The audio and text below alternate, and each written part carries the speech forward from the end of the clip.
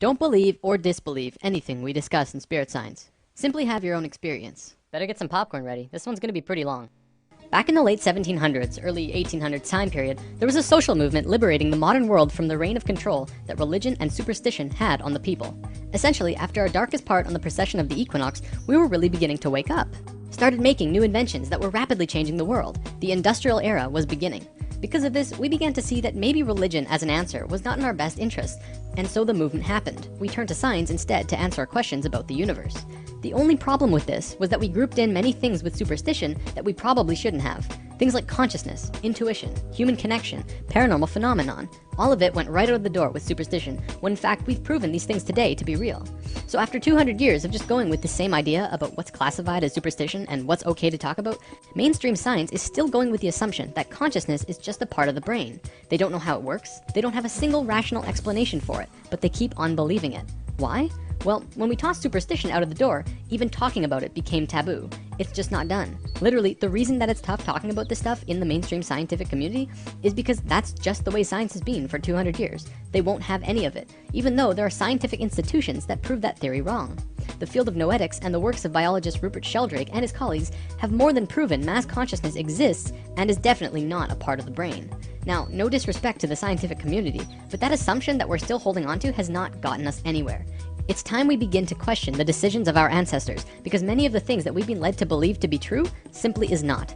I'm not saying blindly accept all of the new stuff that's coming out nowadays, but we should at least put it on the table and be able to discuss it as a global community. One other thing before we get this rolling. I want to give an overview about what sacred geometry really is. Sacred geometry is the geometry of consciousness. It revolves around the idea that all consciousness, including human, is solely based on sacred geometry. Because it is, we can begin to see and understand where we have come from, where we are now, and where we're going.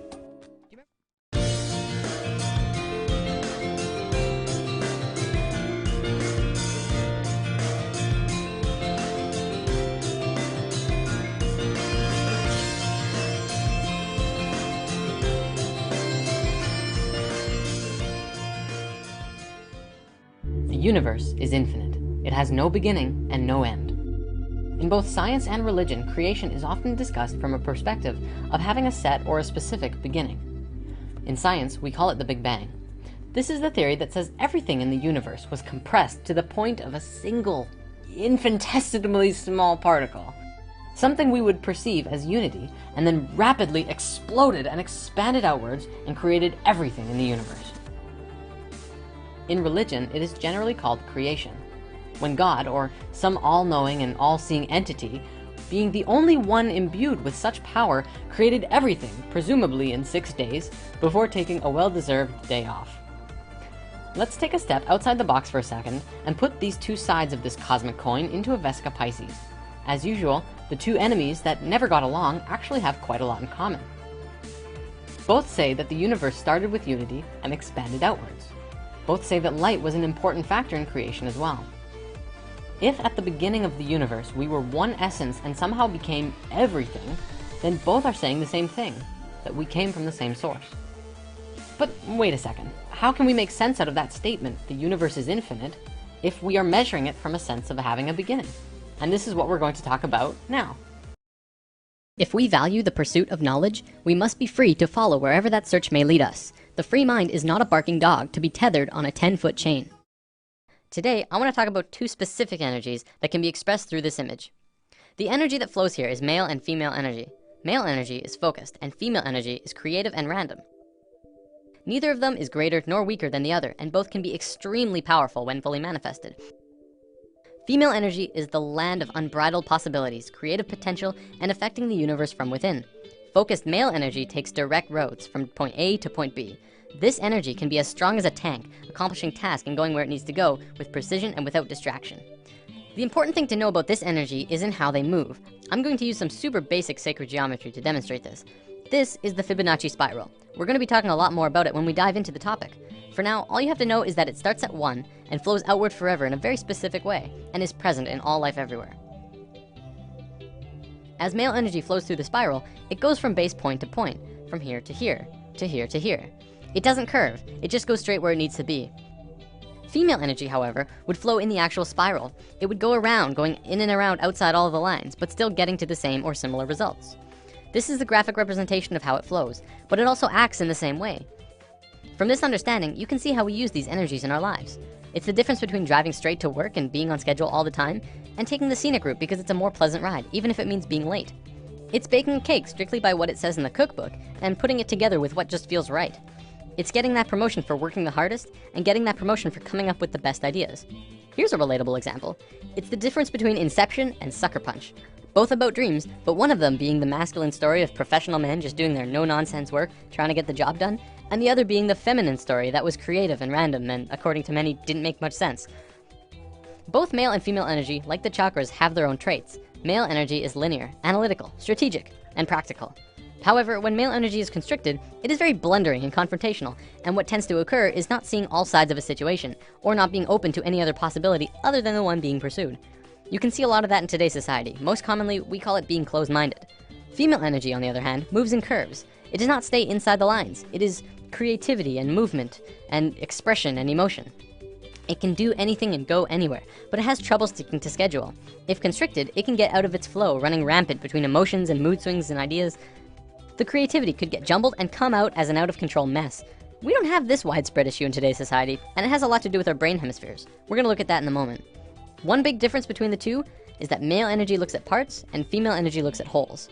Before I go on, I wanna make this clear. Male and female energy has very little to do with sexual orientation. Like, it's in the mix, but it's not a fundamental part of the energy itself. For example, if you look at the shape of male and female bodies, men have straighter bodies, women have curvier bodies. We'll probably come back to this in a lesson down the road. Okay, brain hemispheres. We have two of them, and if you remember what you learned in grade 10 biology, this will be familiar. The left brain is the male energy side of the brain. It is orderly, statistical, logical, and mathematical. It sees things in straight lines, rational and practical. The right brain is the female energy side of the brain. It is our creative side, a free spirit. It is passion and experience of taste and feeling, movement and art. As is the same with the energy, the left brain cannot make sense out of the right brain. You cannot put feelings and expressions within boxes. They must be felt to be truly experienced. The right brain too cannot make sense about how the left brain understands things. Okay, so as a species, we are primarily left-brained. Well, incredibly left-brained. This basically means that as a species, we essentially have a male energy imbalance. There is way too much of it. It is dominant and is constricting on the female side of the brain. Now, don't get me wrong, this isn't a bad thing. In fact, it's kind of a blessing in disguise, but we have to talk about some other things first. Everything in the universe is geometric, whether it's people, trees, cats, planets, solar systems, stars, you name it. Anything in the universe can be measured on a geometric scale. Having said that, it's important to note that creation is also geometric. What we're going to be looking at today is the pattern of creation. Essentially what this means is that everything in the universe comes out of this single pattern. I'm not making this up. This single image will change everything. When I mentioned in lesson 5 that the ancient Egyptians and even more ancient civilizations knew about a deeper, basic understanding of the universe, this is the flower of life. And it is also the creation pattern of everything in existence. Even non-tangible things, emotions, thoughts, music in its entire spectrum, everything comes from this image. Okay, so there are 13 information systems that comes out of the flower of life. Today, I'm going to show you how physical reality can manifest itself, which is just one of the 13 systems. In future lessons, we will look at more. It's also important to note that at first it may not make sense. I ask that you do not choose immediately to shut this out, and just watch with an open mind, and try and see this in a new way. Also, I want to tell you that by learning about sacred geometry simply by observing, you are absorbing only a very minuscule amount of information. If you really want to learn more, you must begin to draw it yourself. I kid you not, when you do this, you begin to see things in a new way. You begin to understand why things are done in the way that they are done. Promise.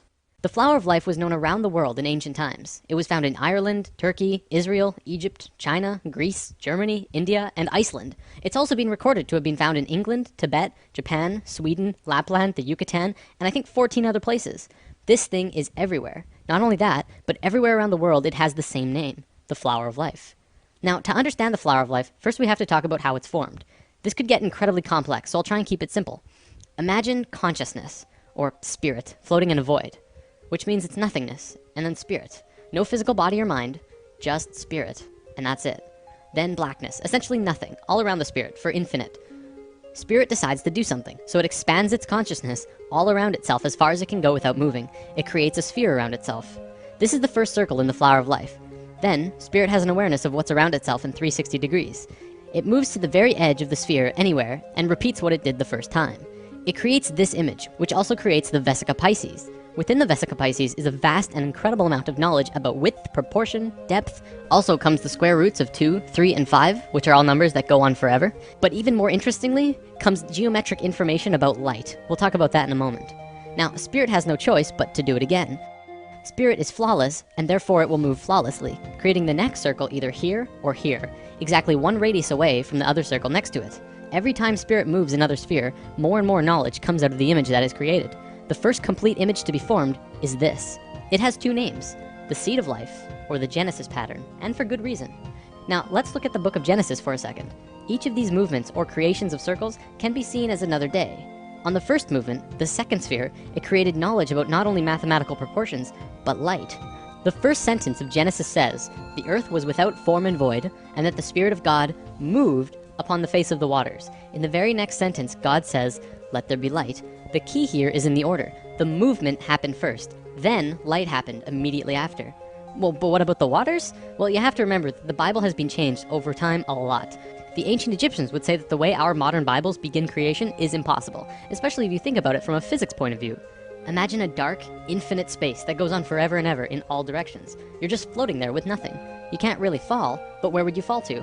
From a purely physics or mathematical point of view, motion itself, or kinetic energy, is absolutely impossible in a void. You can't even rotate, because motion cannot become real unless there's one other object in the space around you. So the ancient Egyptians would say that before God moved upon the face of the waters, it would first have to create something to move relative to. So, Genesis pattern, after 3 spheres, you get the Holy Trinity. Another interesting one, it says in many Bibles of the world, not just the Christian Bible, that on the 4th day of Genesis, exactly 1/2 of creation was completed. Starting from the first motion, exactly 1/2 of the circles were formed on the 4th day. 5th day of Genesis, 6th circle, more information, and then on the 6th day, a geometric miracle takes place.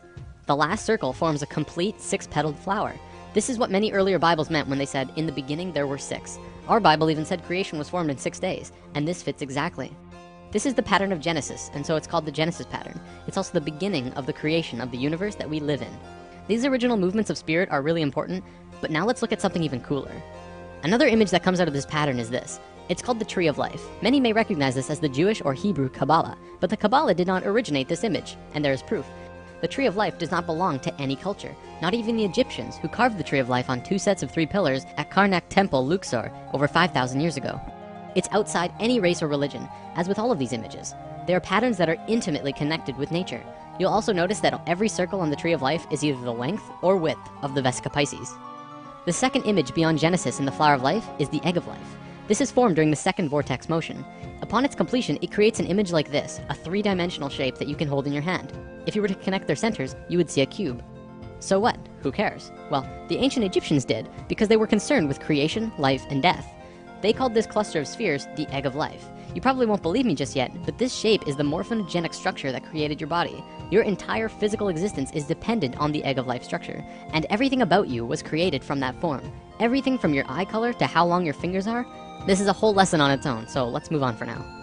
All around the world, the Flower of Life was always made the exact same way. See, this pattern can clearly go on forever. However, they always stopped after 19 circles. Why? Well, because they didn't want you to see what I'm about to show you. Back then, this image and knowledge was so sacred that they couldn't allow it to become common knowledge. It was appropriate at that time. However, now we either use the information or fall further into darkness. In biology, all cells have a zona pellucida around the edge. These circles around the Flower of Life are the zona pellucida of the Flower of Life. You must remove these, then complete the spheres that were cut off by the zona pellucida. With one more step, you will have the secret. Finish the drawing, add the final missing circles, giving you this. This image is the Fruit of Life. This pattern of 13 circles is one of the holiest, most sacred forms in existence. It's called the fruit because it is the result, the fruit, from which the fabric of the details of the reality were created. Remember when we talked about male and female energy, lesson 4? As you can see, this image is female. It has no straight lines. However, when you combine male lines with these female circles, something amazing happens. What you do is draw a straight line from the very center of every single circle to every other circle in this image. When you do this, you get an image which is known throughout the universe, everywhere, as Metatron's cube. It is one of the most important informational systems in the universe, one of the basic creation patterns in existence. So what is Metatron's cube? Well, anyone who has studied sacred geometry, or even regular geometry for that matter, knows that there are 5 unique shapes in the universe, and that they are crucial to understanding both regular and sacred geometry. They are called the Platonic solids. A Platonic solid has certain characteristics by definition. First of all of its faces are the same size. For example, a cube, the most well-known platonic solid, has a square on every face, so all of its faces are the same size. Secondly, the edges of the platonic solids are all the same length. All edges of the cube are the same length. Third, it only has one size of interior angles between the faces. In the case of the cube, this angle is 90 degrees. And fourth, when put inside of a sphere, all of the points will touch the edge of the sphere perfectly. With that definition, there are only 4 shapes besides the cube that fit that description. So what are they? Well, we have the dodecahedron, the tetrahedron, the octahedron, the isosahedron, and the hexahedron. All of these shapes are found within Metatron's cube. This knowledge is also where original alchemy came from. The ancient alchemists and great souls like Pythagoras, father of Greece, considered each shape to have an elemental aspect to them. The tetrahedron was considered fire, the cube was earth, the octahedron was air, the isosahedron was water, and the dodecahedron was ether. Ether, also known as prana, and tachyon energy are all the same thing. They extend anywhere and are accessible at any point in space, time, and dimension. This is the great secret of zero-point technology. The sphere is voidness. These 6 elements are the building blocks of the universe, and they create the qualities of the universe. To summarize, this is the first informational system that comes out of the fruit of life through Metatron's cube. In alchemy, they rarely discussed ether. I've read that in the Pythagorean school, if you even uttered the word dodecahedron outside of the school, they would kill you on the spot. That's how sacred this shape was. 200 years later, when Plato was alive, he would discuss it, but only very carefully. This is because the dodecahedron is near the outer edge in your energy field, and is the highest form of consciousness. There's quite a bit more here, but I don't think I can go much further on it right now. Anyways, recognize this? The periodic table of elements? Every single element on this table has a geometric relation to one of these 5 shapes. Modern scholars ridiculed this idea until the 1980s, when Professor Robert Moon at the University of Chicago demonstrated that the entire periodic table of elements, literally everything in the physical world, is based on these same 5 forms. In fact, throughout modern physics, chemistry, and biology, the sacred geometric patterns of creation are being rediscovered. Another example is the egg of life that I showed you earlier. Hopefully that will help you to understand just how incredible and important of a discovery this truly is. We have 5 platonic geometries that form everything in creation, but we don't have a hexagonal shape. If we look at the flower of life, we see that its ultimate basic form is in a 6-pointed shape, called a hexagon. Want to see where else hexagons form in life?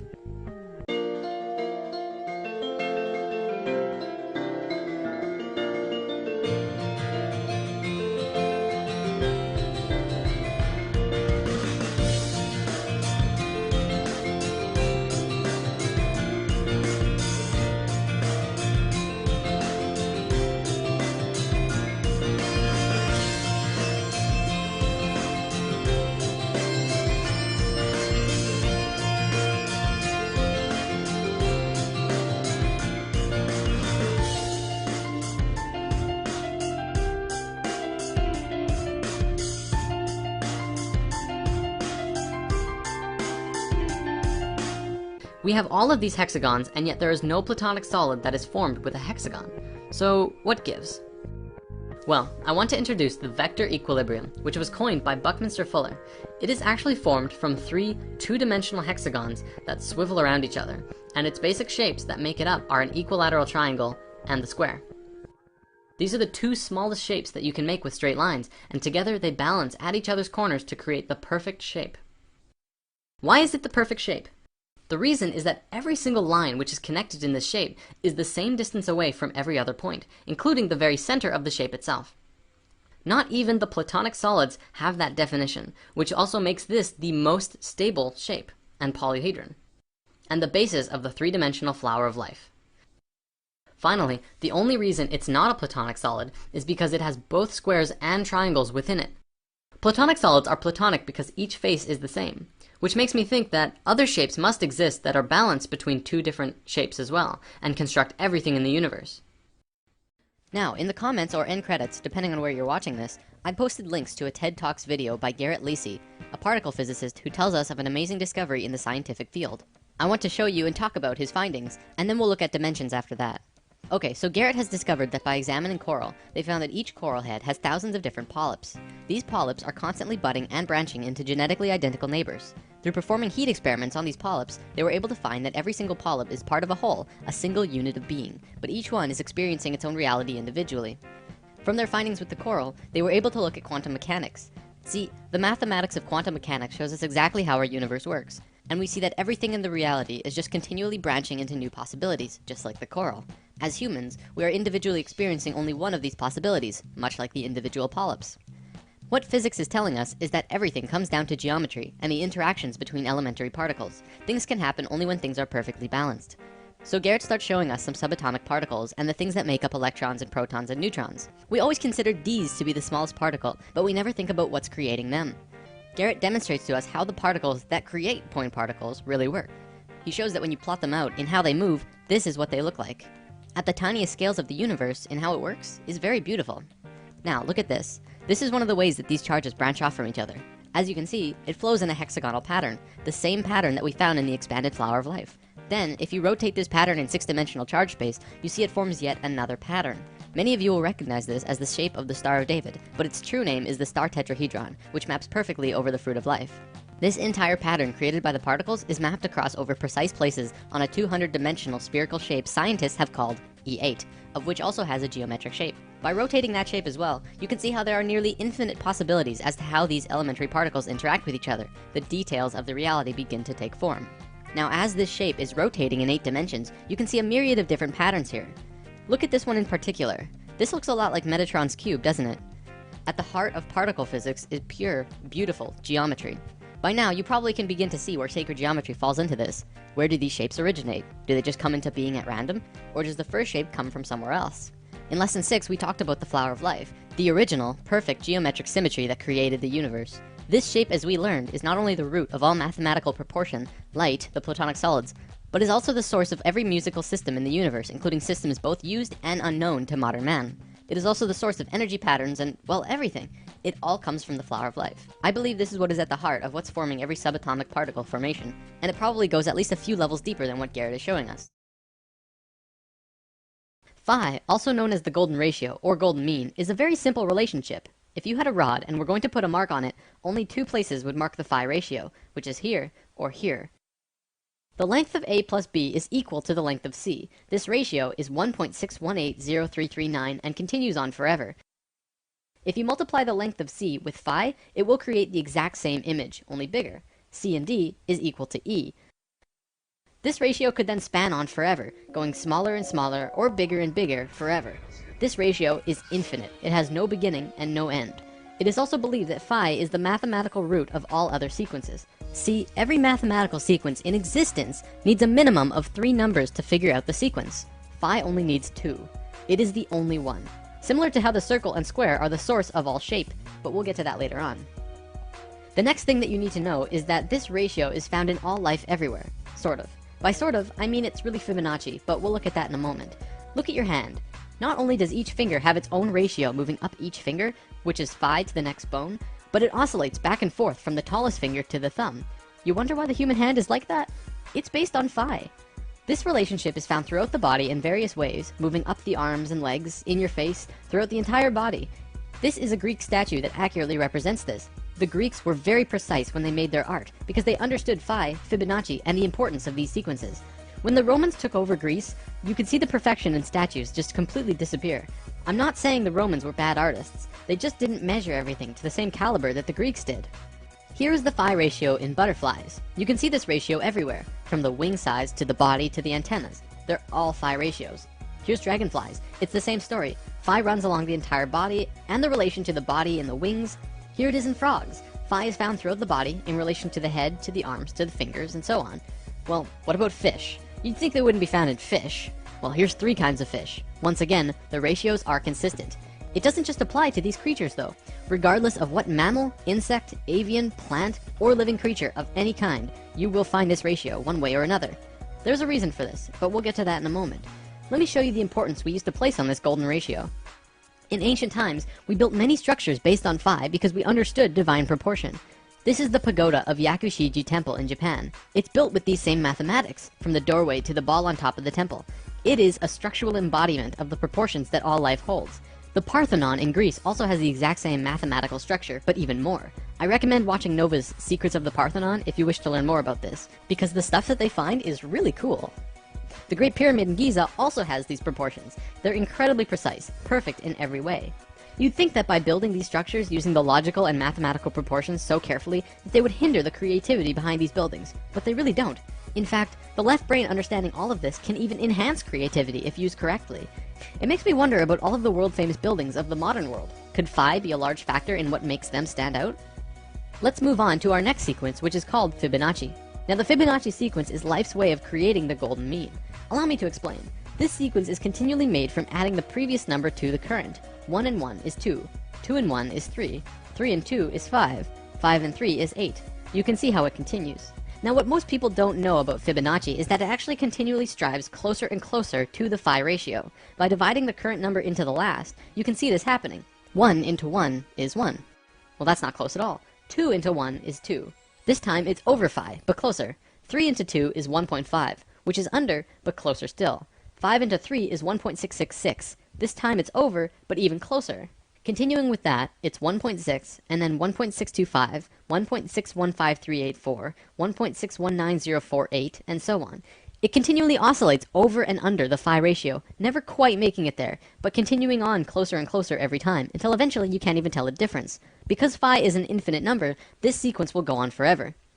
Let's look at some spirals in nature, another way that phi and Fibonacci can manifest. This is a nautilus shell. Many people will say it's phi, but it's really Fibonacci. See how when it's in its earliest form, it's crude, not smooth or anything? One look and you can tell that's not phi. But as it goes out farther and farther, it gets closer and closer to phi. It becomes a nearly perfect phi spiral by the time it's all the way out here.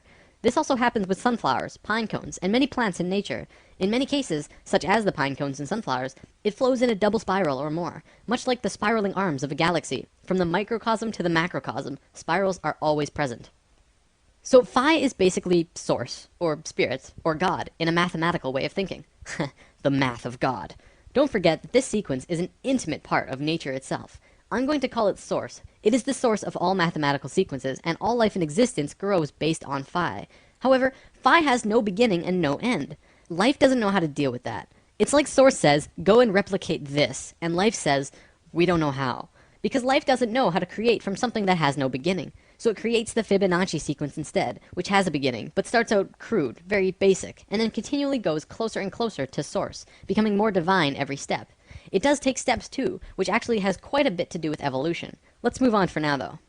The only other sequence you need to know for this is binary sequences. This is a sequence like 2, 4, 8, 16, 32. We're just doubling the last number instead of adding it to the previous one. We're all very familiar with this. Binary sequences are found in life as well. For example, mitotic cell divisions are binary. We go from being a single cell being to having over 100 trillion cells in only 46 divisions. Binary sequences are also how computers work, by turning on and off chips. Computing at its core anyways is binary. This is how a polar graph usually looks, with 36 radial lines in 10-degree increments representing the 360 degrees. Then, concentric circles are drawn, each with the same distance away as the last, creating 8 equal demarcations as the one before, counting the inside circle as 1. Think about what this represents too. It's a two-dimensional drawing of a three-dimensional sphere, one of the sacred forms, by projecting it onto a flat surface. This is also called a shadow form, and casting shadows is a sacred way to obtain information. Also, a polar graph has both straight, male lines and circular, female lines, both male and female energies interacting at once. If you plot a golden mean spiral at 0 degrees on the polar graph, it will loop all the way around before hitting 0 again, exactly at the 8th circle. You'll find that this golden mean line crosses 5 specific places as it goes out. These places are where the female circular lines meet the male lines. It crosses at 120 degrees, 190 degrees, 240 degrees, 280 degrees, and then it jumps to 360, or back at 0, depending on how you look at it. What's interesting about this is that it creates both a binary and Fibonacci sequence. Looking at the radial increments from the center, it crosses at 1, 2, 3, 5, and 8. Well, that's Fibonacci, but it also crosses at 2, 4, and 8. Well, that's a binary sequence. We're going to look at the binary sequence in particular though, because what you find is very cool.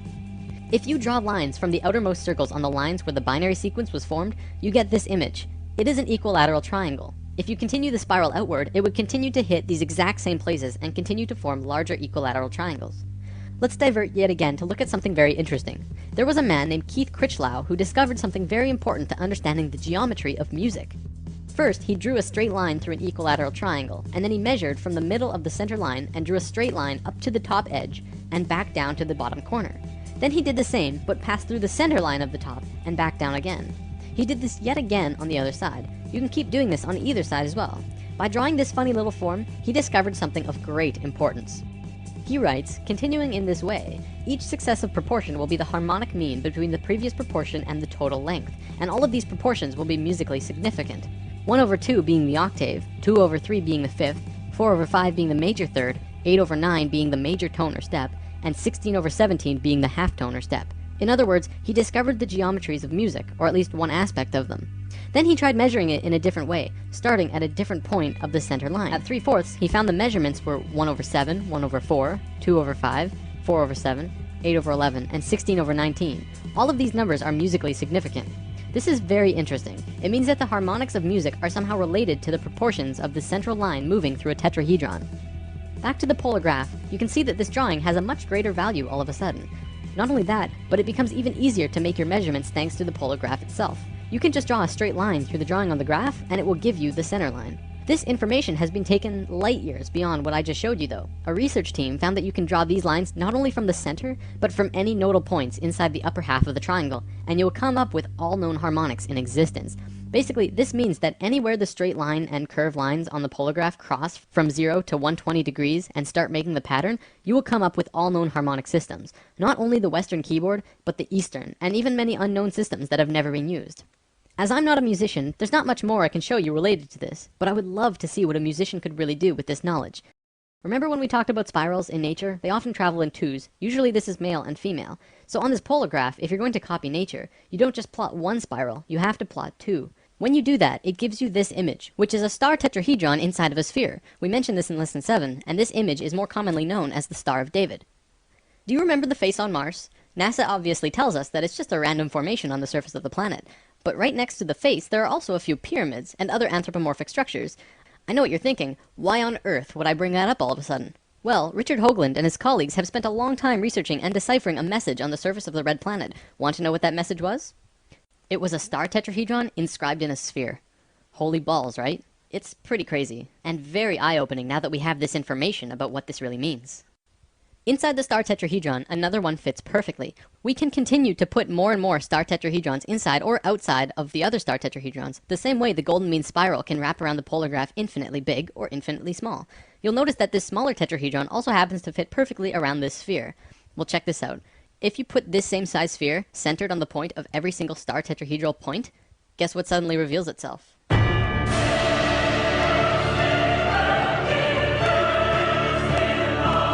fruit of life. It's back. According to the Egyptians, this is one of the holiest, most sacred forms in existence. Of course, we already learned one of its informational systems in lesson 6, and what you just saw was the second, only in reverse order. What this means is that all of the information of music, harmonics, sound, and spirals come out of this image. Not only that, but light and the dimensional levels work in the same way as harmonics, which we've already discussed in lesson 2, 7, and 9. Meaning that the geometric information about light and dimensions are also related to this star tetrahedron pattern. So what you just saw was the second unraveling from the third rotational pattern of Genesis, the geometry at the heart of creation. Now we can start talking about dimensions. These wheels are some of the oldest symbols known. The only places that they've been found is on the ceilings of certain very old Egyptian tombs. They are always found in sets of 4 or 8, and nobody knows what they are. Even the most famous Egyptologists have no idea, but this is actually proof that the Egyptians not only understood the flower of life, but they lived it. Today, I'm going to show you what these wheels meant, and in future lessons, we will go over the details of this unraveling. There's a lot to cover before we get there though. For the record, the unraveling looks like this.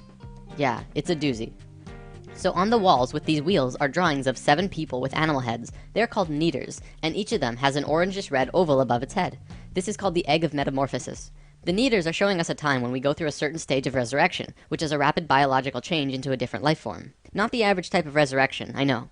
As you can see here, they're changing directions 90 degrees, and in doing so, they're changing dimensions. See, the dimensional levels are separated by 90 degrees. Musical notes are separated by 90 degrees. The chakras are also 90 degrees. It's a number that continually appears. Probably at this point we should get a common understanding of what dimensions are, like 3rd dimension, 4th dimension, 5th dimension. What are we talking about here? Most people think of dimension in terms of time and space, the x, y, and z axis, with time becoming the 4th dimension. This is not what we are talking about. What we're seeing as the various dimensional levels has more to do with music and harmonics than anything else. A piano has 8 white keys from C to C, which is the familiar octave, and in between there are 5 black keys. Together this creates what is called the chromatic scale, which is 13 notes, well actually 12, with the 13th being the first in the next octave. so from one seed to the next is really 13 steps, not 8. This also correlates with the 7, 8, and 13 chakra system I mentioned in lesson 2. Keeping that in mind, I want to show you a sine wave. Sine waves correspond with light and the electromagnetic spectrum and the vibration of sound. We're all very familiar with this. In this entire reality we're in, every single thing is based on sine waves. There are no exceptions to this except for maybe spirit and void. Quantum physics and quantum mechanics looks at everything in the reality of one of two ways. You can look at anything, like the computer you're watching this video on, to be made up of tiny particles like atoms. Or you can forget about that idea completely and look at it as a vibration, a waveform, such as electromagnetic fields or even sound. If you look at it as atoms, the laws can be seen to fit that model. But if you look at it as waveforms, the laws can be seen to fit that model. Both of these systems come out of the flower of life, one being the one we just looked at, fruit of life to Metatron's cube and beyond, and the other being this beautiful mess of a picture. Just looking at it hurts my head. Everything in this world is a waveform, or can be seen as sound. All things, your bodies, planets, absolutely everything, are a waveform. If you choose this particular way of looking at reality, and then superimpose that view over the reality of the harmonics of music, we can begin to talk about dimensions. The dimensional levels are nothing but different base rate wavelengths. The only difference between this dimension and any other is the length of its basic waveform. It's just like a radio set. Turn the dial, you pick up a wavelength. It's the same with dimensions. If you were to change the wavelength of your consciousness, and in doing so change all of your body patterns to a wavelength different from this universe, you would literally disappear out of this world and reappear in the one you were tuned in. It's been theorized that the base rate wavelength that we're currently living in is 7.23 centimeters. There's a few reasons for this. In a spiritual sense, the 7.23 wavelength is Om, the Hindu sound of the universe. Maybe that's why Oming is such a powerful tool in meditation. Not only that, but if you were to take 100 people and measure the distance between their eyes, the average length is 7.23. Same with the distance from the tip of our chins to the tip of our noses, and the distance across our palms and between our chakras. This 7.23 length is located throughout our bodies in various ways because we are emerged within this particular dimension. There's another reason as well. Bell Laboratories found this wavelength when they were setting up the microwave system around the United States. They found static in their system because they chose a wavelength just slightly longer than 7.23 for their system. In order to get rid of the static, they did something that we as a planet are still suffering from. They upped the power 50,000 times over what we would normally need, which created a very powerful field, so that the 7.23 wavelength would not interfere. It's for those reasons that I believe 7.23 is the wavelength of our dimension. As you go up in dimensional levels, the wavelength gets shorter and shorter, with higher and higher energy. As you go down in levels, the wavelength gets longer and longer, with lower and lower energy, more and more dense. Just as with a piano, there's a space between the notes, so that when you hit one note, there's a very definite place where the next note is. In this waveform universe we exist in, there's a very definite place where the next dimensional level exists. It's a specific wavelength relative to this one. Most cultures in the cosmos have a basic understanding of this and understand how to change between dimensions. However, because of certain events that happened on Earth 13,000 years ago, we have all forgotten, but we're about to remember. So if we show each note in the chromatic scale as a circle, we have 13 circles. Each circle represents a white or black key, and the shaded circle at the end would be the 13th note that begins the next octave.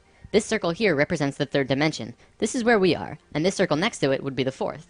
In lesson 3, we talked about channeling, and this is typically where channeled beings are. This is also where you explore when you are astral projecting or lucid dreaming.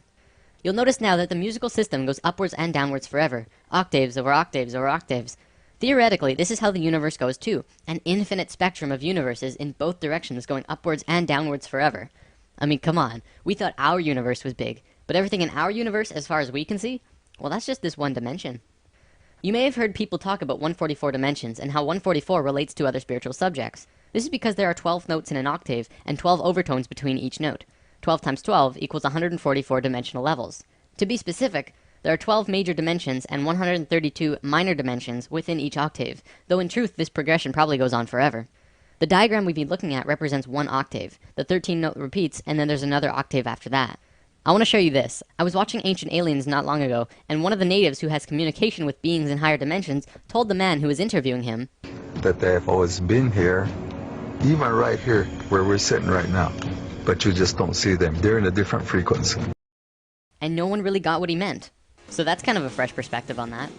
An apocalypse is a disclosure of something hidden from the majority of mankind in an era dominated by falsehood and misconception.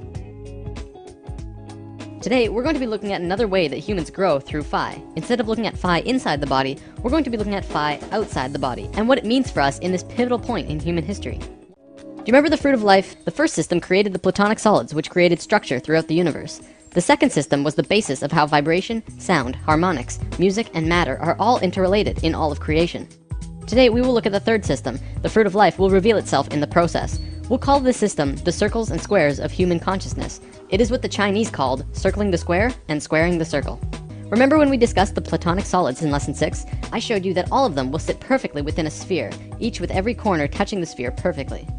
Well, there's one other shape that can do that. It's a characteristic that only one of the Platonic solids have, making it special.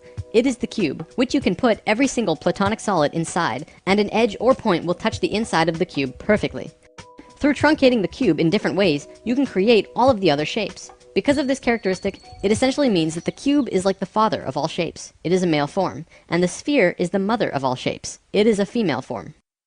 All levels of consciousness in the universe are integrated by a single image in sacred geometry. It is the key to space, time, and dimension, as well as consciousness itself.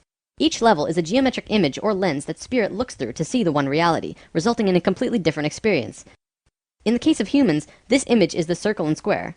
This is what Leonardo da Vinci was doing when he drew this drawing, and I'm going to show you what this circle and square combination mean. If you put a circle inside a square perfectly, and then continue to put another circle and square, each with the same diameter, one radius away on all sides, going outwards, you get a drawing that looks like this. You'll notice that with the first circle and square, they fit perfectly within the other. This also happens with the second circle and square. However, then the squares begin penetrating circles. The male form begins interacting with the female form. Why is this important? Well, the circles and squares begin to equate the phi ratio. See, when the circumference of a circle and the perimeter of the square are equal, this equates the phi ratio. So as you can see on this diagram, on the fourth square and the fifth circle, it begins to create the phi ratio. It's close, but not perfect. It's only a 0.6 difference. I'm measuring in radii, by the way. The inner circle has a radius of 1, so it's 2 radii across. The next is 4, and then 6, 8, 10, and so on. So the one we just looked at makes a close phi ratio, and then it moves out of sync, staying out of sync for a bit, and then bam! Again, it moves into yet another phi ratio. This time, the difference is only 0.52, even closer to perfection than before. This will continue on forever. If you were to continue this drawing outwards to infinity, each time it would go into sync, drop out of sync for a few circles and squares, but then eventually hit phi again closer than it did the last time. Right now, there are 3 primary levels of consciousness that we are going to be talking about. They are essentially who we were, who we are, and who we will be. We'll call it the first, second, and third, so that it's easy to understand what we're talking about. The ancient Egyptians were very concerned with these 3 levels as well, and much of their culture was based on this information. Each of these levels has their own geometric lens too, which look like this. We'll come back to these soon. This is the first level of consciousness, and this is the third. We are on neither of these 2 phi levels on this circle and square chart. Where we are, the second level of consciousness, is here. We are on the 5th square relative to the 6th circle. For quite a while now, I've been saying that we're at a disharmonic level, and it's something that we're passing through as a species. Now you begin to see the bigger picture of what I meant. The reason it's disharmonic is because it does not equate a phi ratio, not even close. Disharmonic levels are important because they bridge a gap between the divine, pure levels. However, when a species is here, it has to get in and get out as fast as possible, or else they will destroy themselves and everything around them incredibly quickly. You can see this happening all around the world today, because we're at the very end of it, and everything is crashing down on us. We've discussed this all before, notably in the intros of lesson 1 and 2. So the reason that we're on this circle and square combination, and not the 6th square relative to some other circle, is because of this. If you take the square and rotate it 45 degrees, it actually creates a bridge. It connects us from 2 harmonic levels of being. We're moving from one state of being to the other, this time even closer to source. This is a very exciting time for us. Oh, let me show you this too. This is how the Great Pyramid is set up. This chamber here is called the King's Chamber. If you cut the Great Pyramid horizontally at the King's Chamber, which was the main initiation chamber, and rotate the top half 45 degrees, it makes the exact same image as our level of consciousness. There's a reason for that. The Great Pyramid is the key instrument in allowing humans to reach the 3rd level of consciousness, both as a species and individually. In fact, that's part of the reason why the Great Pyramids were created in the first place. Let's talk more about these levels though. So what Leonardo was drawing was actually the first level of consciousness. See how he hid lines in this drawing? If you complete this grid, it creates an 8x8 grid. This is the same 64 square grid found on the first level. Measuring in radii, this grid is 8x8. However, the circle has 10 radii across, so we'll call this first level an 8x10. This is where we were. The first level is the first time self-aware consciousness began. The second level has 10 squares across the large square, and a 12 radii circle, so we'll call it a 10x12. This is where we are now. This level is the 3rd level, which is also called Christ consciousness. It is a 14x18. Now, there's always a reason for everything in sacred geometry. Nothing, absolutely nothing, happens without a reason. Everything is connected. Out of the whole spectrum of possibilities, why did self-aware human consciousness begin when the fourth square went into harmony with the fifth circle? Well, let's overlay the fruit of life over our first level for a second. Look at that! It exactly fits the fourth square and fifth circle perfectly. Do you see the perfection of life? The fruit of life pattern was hidden beneath this pattern all along. They're precisely superimposed over the other. In a right brain way, this is how to explain why consciousness first became self-aware between the fourth square and fifth circle. This sacred image was part of the pattern. The fruit of life was completed at the precise moment that the phi ratio first appeared, and when phi appeared, consciousness had a way to manifest in a new way. Throughout time, many scholars have tried to figure out the secret meaning behind what Leonardo meant with the Vitruvian Man drawing. He was showing us human consciousness. This is where we were, the first level. There is a man who did draw our level though. Da Vinci was studying the works of a man named Vitruvius, who lived 1400 years before Da Vinci, hence the name Vitruvian Man. Vitruvius actually drew his own drawing of consciousness as well, and this is what it looked like. The circle and squares in this one are hidden, less obvious than the Da Vinci drawing. Regardless, they're there, and this is the current circle and square combination around our bodies. This drawing also contains the exact proportions of the Merkaba, which is an important energy system outside of the body, similar to how chakras are an energy system inside the body. This image also contains the diamond that perfectly contains the man from head to feet. This is the same image we saw in the consciousness chart, as well as the Great Pyramid. Further proof that this was what Vitruvius was demonstrating to us when he created this image. So here we have drawings of the first two levels of consciousness. From what I know, there is no drawing of a third. If there is, it's sealed up, locked away somewhere, and is probably one of the most sacred drawings in existence. Alright, I know talking about geometry all the time can be a little daunting. So many circles and ratios and everything. If this is something you want to learn more about, I am providing the Flower of Life books and PDFs in the comments. This information is found at the very beginning of Volume 2, and much, much more. I could probably do 4 or 5 lessons about the geometries of the human body and still not run out of things to talk about. But it's there for you if you want to learn more now. For the last portion of today's lesson, we're going to talk about some recent findings in modern science. As we just saw in the geometry, we are currently in a disharmonic state of being, but we are just about done with it. In doing so, we are moving into a new state of being. We are transferring from the second level of consciousness to the third, also called Christ consciousness. If we look at evolution in Earth's history, we always seem to make random jumps. There are always missing links in the evolutionary chain. Scientists say that we just haven't found all the fossils, and creationists say that God did it, and therefore it's part of some divine plan. But looking at what we just learned about consciousness, does it not make sense that evolution and creationism are just two sides of the same coin? Consciousness moves through different states of being, constantly moving closer and closer to divinity, to phi. Every time it reaches a new stage, it makes a rapid biological change into something new, like what we're doing now. This is what the ancient Egyptians called resurrection, which we mentioned in lesson 7. So, if we're really going through an evolution of consciousness, what's happening inside of us? Surely, this would mean that there are also biological changes happening to us at our core level, right? Does modern science see any big changes that they're afraid to tell the general public because they think it will cause a panic? Short answer, yes. Long answer, we are changing. Scientists have been studying this for almost 10 to 20 years now. Several years ago in New Mexico, there was a convention of geneticists from all over the world with the main topic of discussion being DNA mutations. Scientists acknowledge that we are changing, but the end result, they do not know. Through sacred geometry, we begin to actually see where we could be going. With 12 strands activated, you have 10 times as much information available to you than you do with just 2 strands, as we do now. Not only that, but the 12 strands work in sync with the 12 chakras, providing an immense amount of energy into the body. We are about to become super beings, enabling us to understand and do things that currently seem paranormal, bizarre, or downright impossible. From the article The Bigger Picture by Suzanne Thorpe Clarke, we are being changed physically from carbon-based beings to crystalline-based beings. This is interesting because I've actually heard this from various channelings now, ascension and transformation into crystalline at our core. First the psychics were telling us this, and now we have science backing it up. What we know for sure is that we are going through a shift. In almost every ancient text and Bible, it speaks about a great shift and awakening. The Bible speaks about the coming of Christ. This is interesting actually, because Christ is the name of the third level of consciousness. I didn't just make that up. We are moving into Christ consciousness, which means not that Jesus is going to show up with a big "Ay!" but we are actually moving into the level of conscious understanding that Jesus had. It is the coming of Christ through the human species.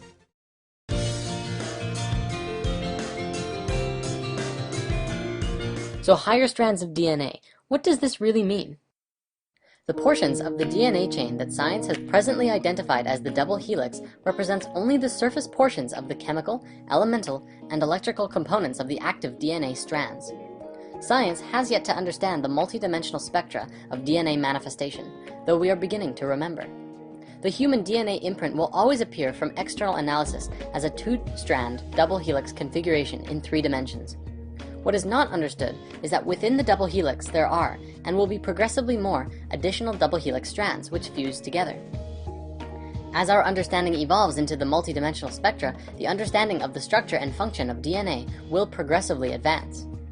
A team of Russian researchers working with DNA started a project to progressively learn more about DNA by combining forces with linguists, and have dived into the unknown of the 90% of junk DNA which we currently embody. Their findings are evolutionary. According to them, our DNA is not only responsible for the construction of our body, but is also used as data storage and in communication.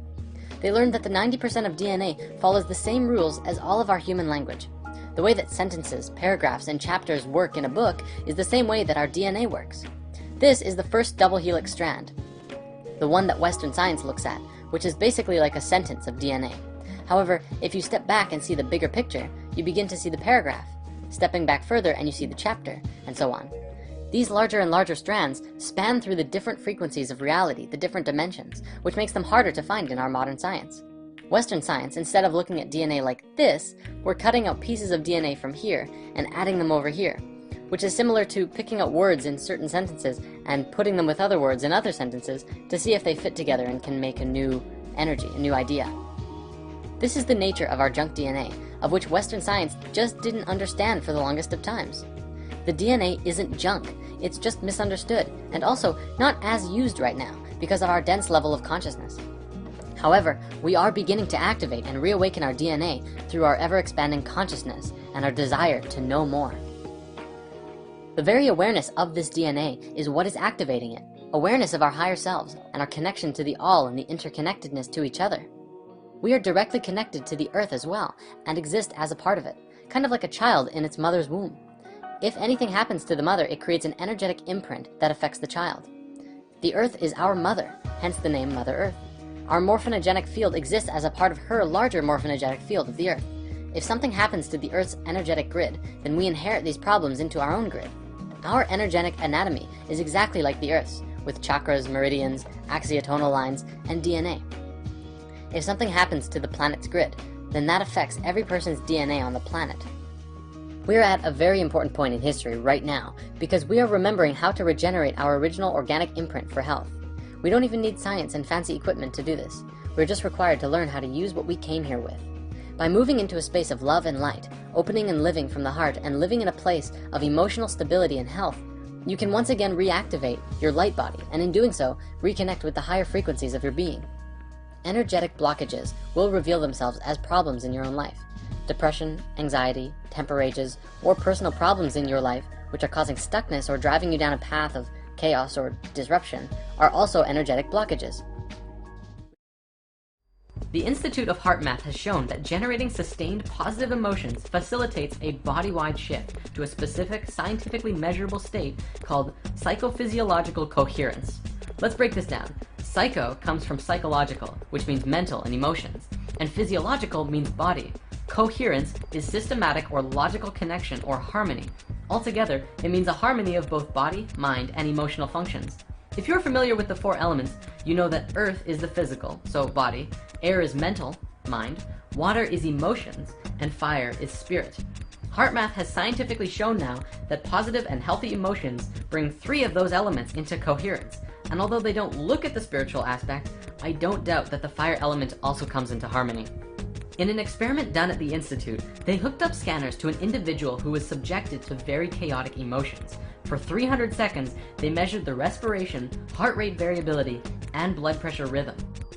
After this time, the individual on the scanners did a technique on himself which they have dubbed the HeartMath Quick Coherence Technique, which activated a feeling of love and appreciation. Instantly, all 3 of the rhythms came into entrainment and harmony with each other, and stayed in harmony for the remainder of the experiment. One important note to stress is that cohesion is not relaxation. The process of relaxation is a low energy state in which the individual rests both body and mind, typically disengaging from cognitive and emotional processes. In contrast, coherence is experienced as a calm and balanced, yet energized and responsive state of being that is optimal for mental acuity, focus, problem solving, and decision making, as well as the physical activity and coordination. So coherence is the natural state you want to be in all the time. Unless you're relaxing. That's good too. So how does one get into this state of cohesion? Breathing. Your breath is intimately connected to your heart rate and your heart in general. And if you ever find yourself in a very chaotic mental state, take a few seconds to step back of what's causing the chaos and focus on your breath. Take long and deep breaths. The Institute of Heart Math doesn't put too much focus into particular breathing techniques, but they put an emphasis on using your breath as well as positive and loving emotions to bring you back into a state of cohesion. They say that it's not super necessary to put focus on your breath all the time, but it is very helpful to bring yourself out of chaos and back into alignment. From a spiritual perspective, and if you're working towards that, breath is very important. However, breath is another huge topic, and I personally recommend focusing on your breath during meditations. Focusing on breathing and your heart is a beautiful way to move into a silent space during meditation and deeper into yourself, all while sustaining the same healthy emotions.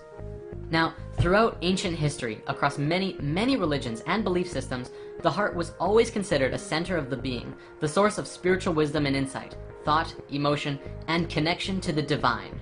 The ancient Egyptians believed that all thought and life was done from the heart, which is why they threw away the brain after the pharaoh died, but they left the heart in the body. They felt that the being would need it in the next life, so they left it there, but the brain was useless. Western scientific thought places the heart as just a pump. However, in the last several decades, science has begun to go full circle in realizing and understanding what these ancient civilizations knew and taught. In the field of neurocardiology, scientists have discovered that the heart possesses its own intrinsic nervous system, a network of brain cells with over 40,000 neurons. This gives the heart the ability to independently sense and process information, and make decisions, even demonstrate a type of learning and memory. In a simplified sense, you can think with your heart. The heart is truly an intelligent system.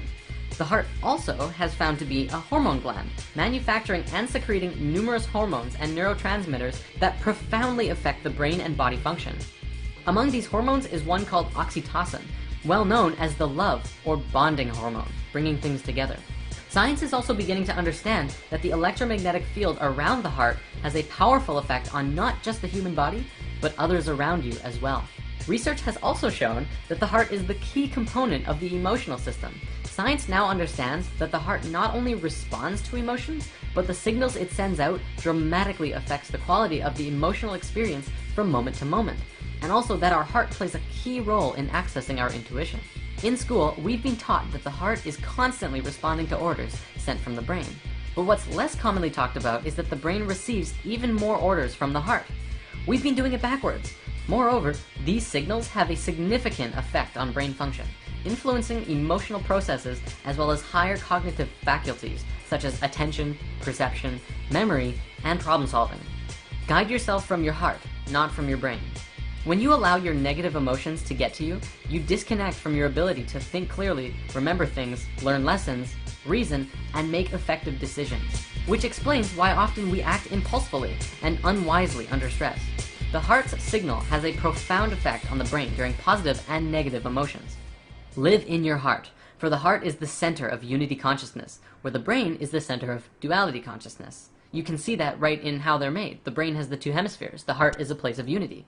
Since we fell in consciousness, we moved from heart consciousness and into our brains, and all decisions were made from the brain. In doing so, we became polarized and lost our connections to the universal consciousness called unity. This shift in consciousness we are experiencing now is a movement from the brain and back into the heart, where we will once again know and understand the universe and unconditional love for everyone and all things, regardless of who they are or what damage they've done to themselves or others. And this is why the heart is so important right now. Live in your heart. It is the gateway to the divine.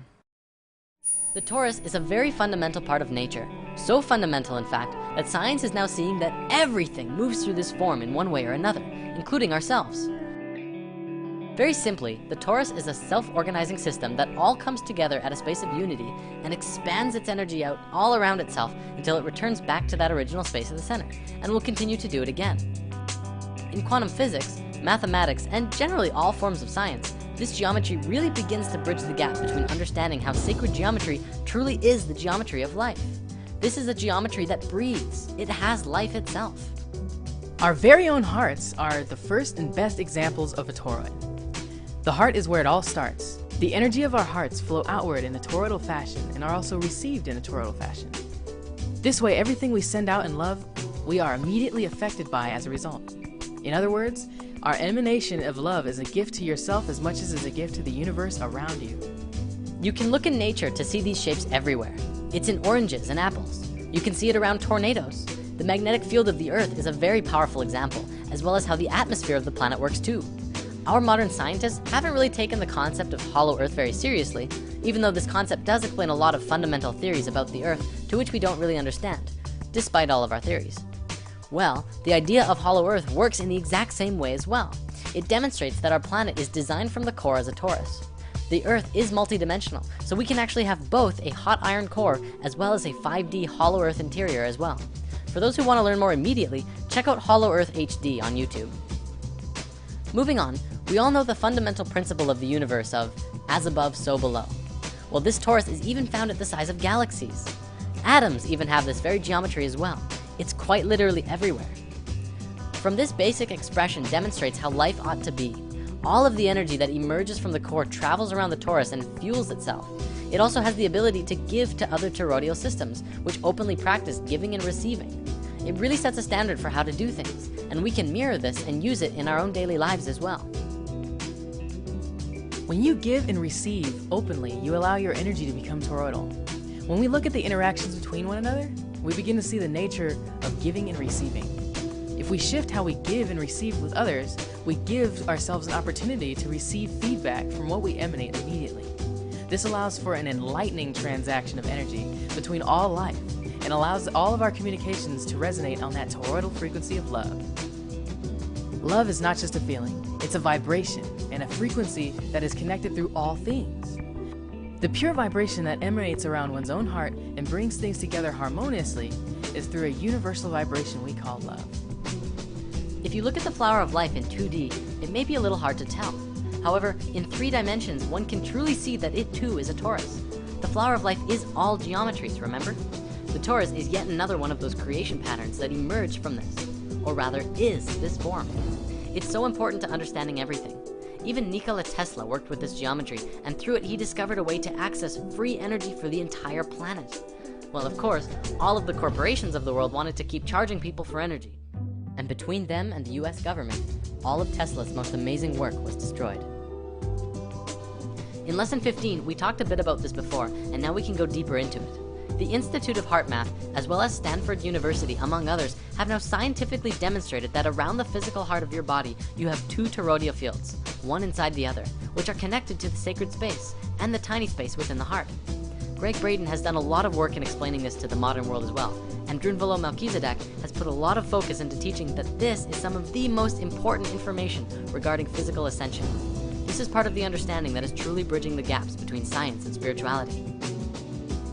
China is doing some really amazing things. They have hospitals that are completely dedicated to the work of prana and energy, rather than the physical body of patients.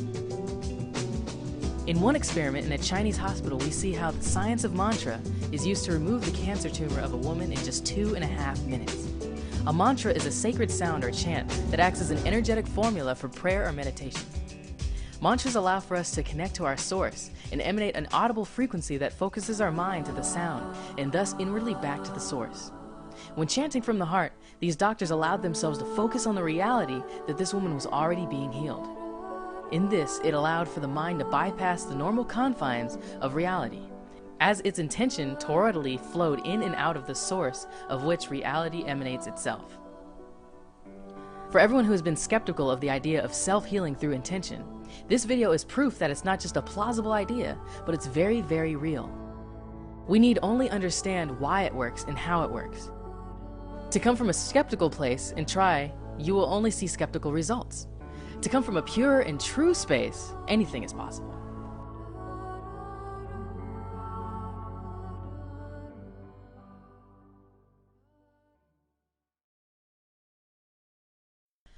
Nassim Haramein has made a documentary recently called Black Hole, which we did discuss in lesson 18.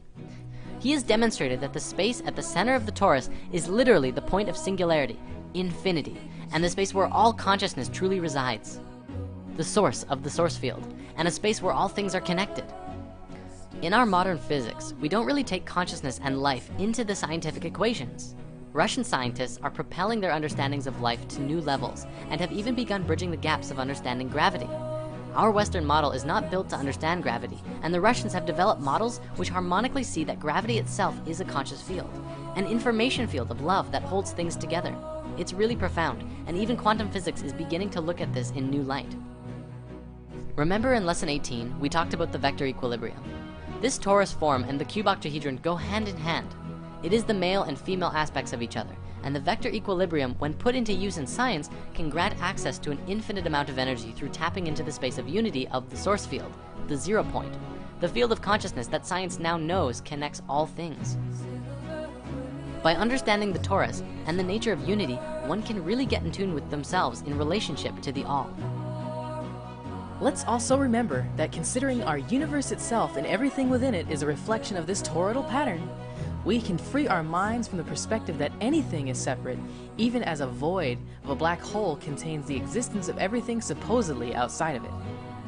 This is reflected in the psychic nature of those who in meditation dive into the void of consciousness, and those also who reach a state of Godhead awareness that includes all life in unity and love.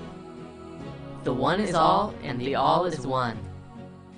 In the torus, the point of singularity, whatever consciousness is present, is the purest representation of the whole. The whole field is emerging from and returning to its original source, and all of it is conscious, and the singularity at the center is the space where it all came together and emerged out of. This can be demonstrated with the understanding of how the heart emerges in the body. If you remember from lesson 15, the heart is the first organ to come into existence, and the rest of the body folds out of the heart itself, and then it pulls the heart into the center. The heart is truly more primal, more connected to source, and far more important than the brain. The heart is the space of love, and love of all is what will get you back into the heart and out of your brain. In order to grow and become lighter energetically, we as individuals and as society must learn to understand how to really get back into the natural flow of things. This is what the natural flow looks like, among a few other forms as well. For many, understanding the torus from a left brain perspective is needed to really get back in tune with yourself. For others, you already understand it intuitively, and you just have to go with the flow and everything will work out perfectly. According to the Mayans, the solstice on December 21st, 2012, precisely at 11:11 a.m. Universal Time, marks the completion of the 5,125-year Great Cycle of the Mayan long count calendar. 2012 also marks the completion of the 26,000-year precession of the equinoxes cycle, which we discussed in lesson 5. According to the calendars, it also signifies the end of a 144,000-year cycle, a 78,000-year cycle, and a 26 million-year cycle. The 2012 date marks the completion of this world age cycle, but it does not signify the end. Well, it kind of does. It's the end of what we know, and into a transition of something new. It is a transitional state, but it definitely does not mean this.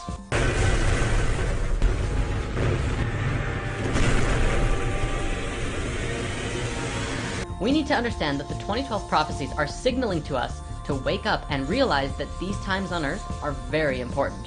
We are living in a landmark time in the history of this planet.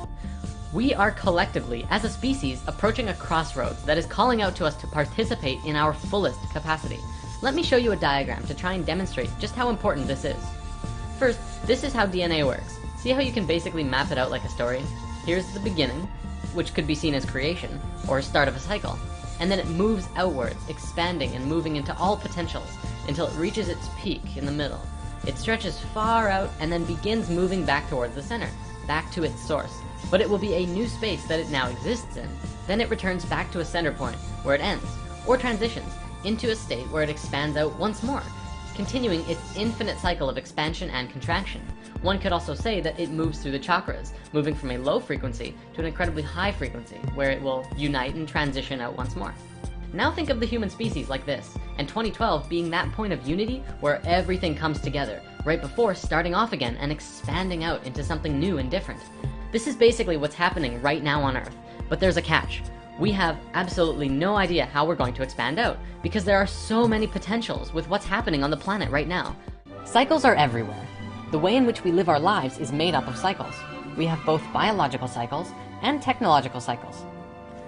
Biological cycles exist naturally as a part of the creation process of life, And technological cycles are cycles that we have created and superimposed over top of these other cycles as a way of measuring and understanding the reality that we are a part of.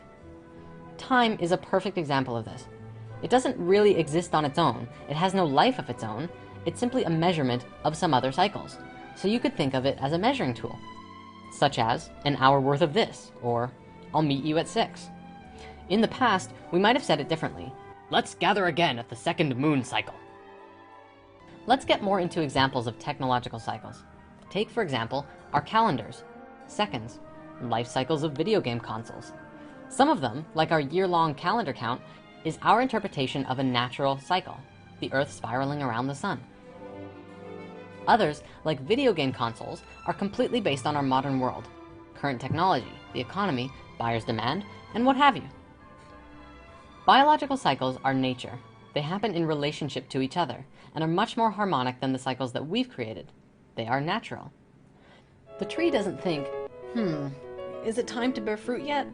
I'm just not sure. I think I'll hold off because I'm afraid no one's gonna eat the fruit, right?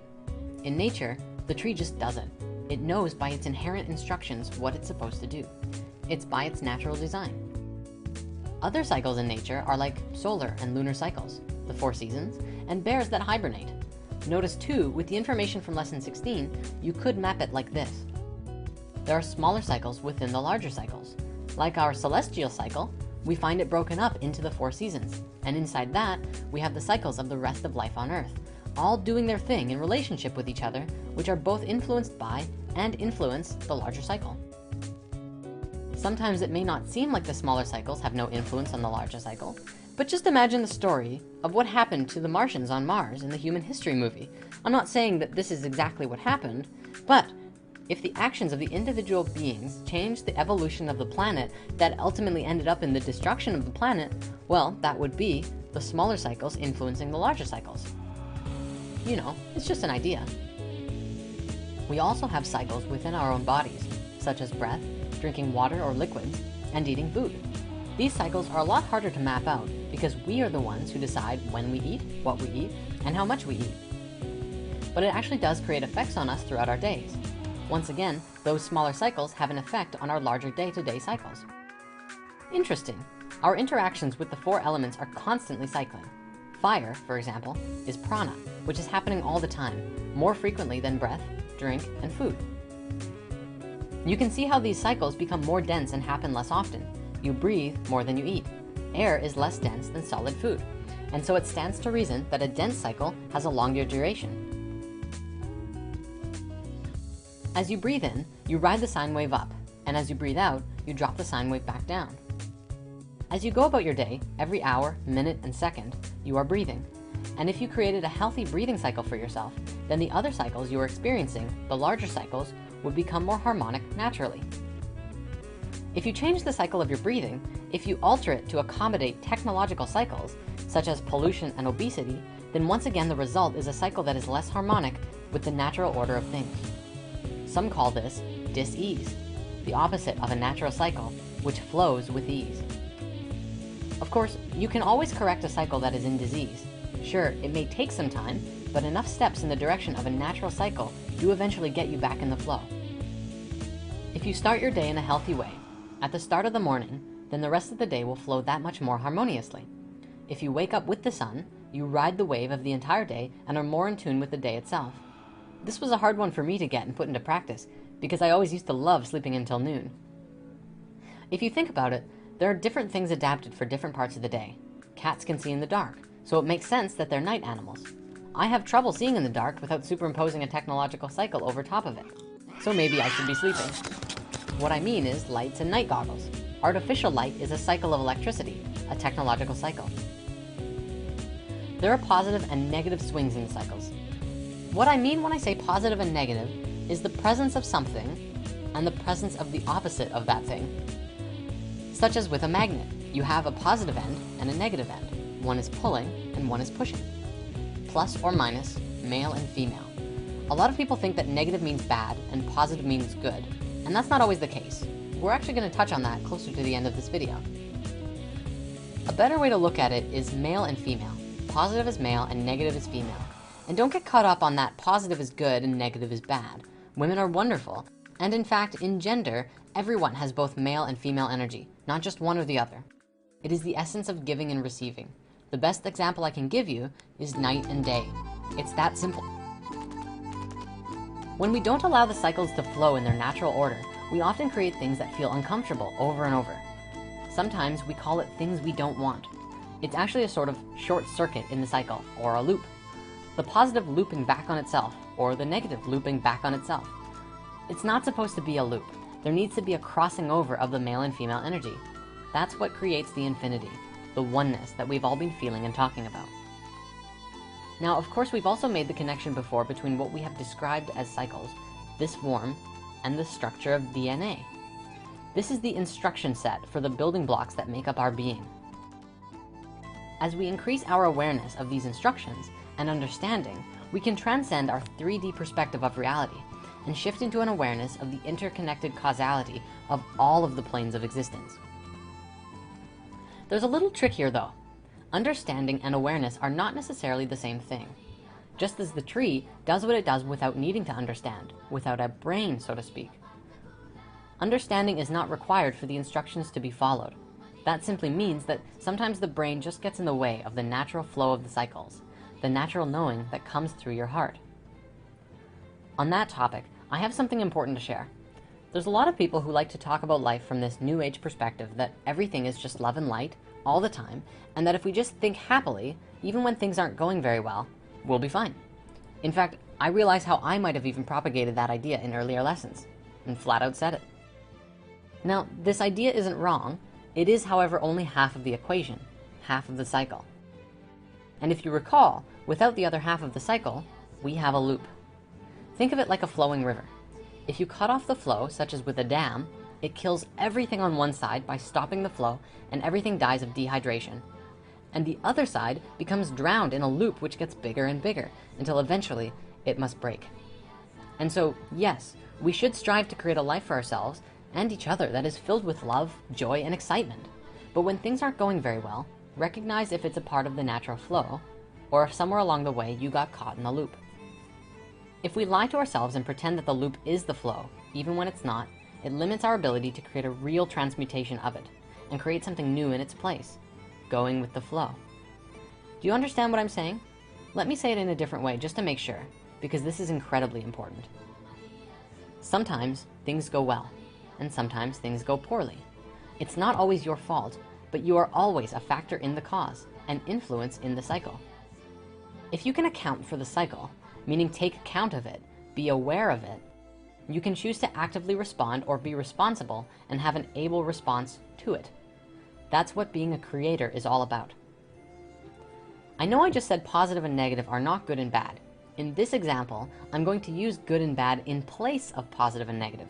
By good and bad, I mean things that feel really good and things we do want, and things that feel really bad and things we don't want. Just go with it. I know it might be a little confusing.